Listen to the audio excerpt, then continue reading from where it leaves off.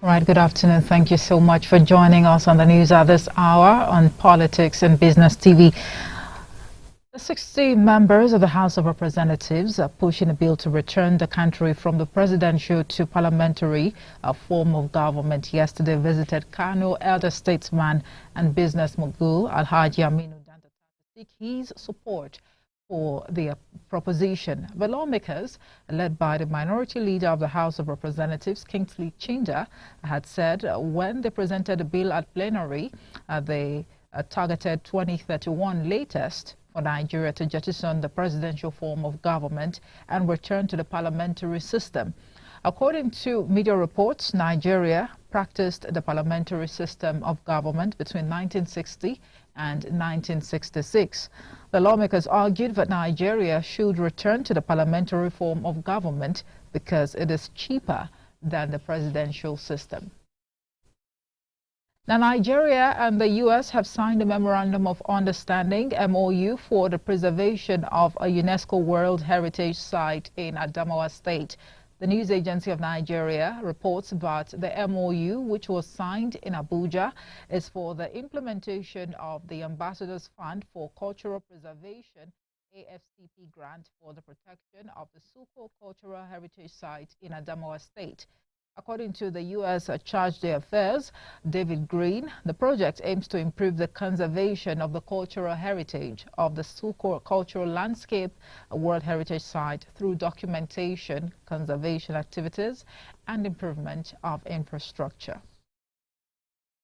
Now, the Kaduna Electricity Distribution Company has announced a 10% increment in salaries of its employees. Now, this is coming despite the company's 110 billion naira debt and other challenges before it at the moment.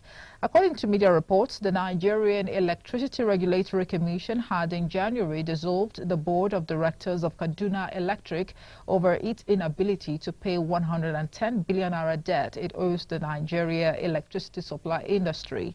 But the administrator of the Kaduna Disco, Umar Hashidu, said the salary adjustment comes as a strategic response to the imperative of motivating staff aimed at elevating the company's overall performance despite the considerable challenges it currently faces.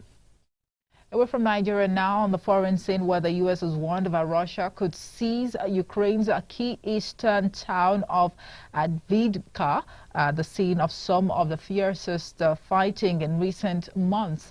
Ukrainian President Volodymyr Zelensky vowed to do everything to save as many Ukrainian lives as possible. Russian troops have made gains in Avdiivka, threatening to encircle it. The town, which has been almost completely destroyed, is seen as a gateway to nearby Donetsk, the regional Ukrainian capital seized by Russian-backed fighters in 2014 and later illegitimately annexed to Moscow.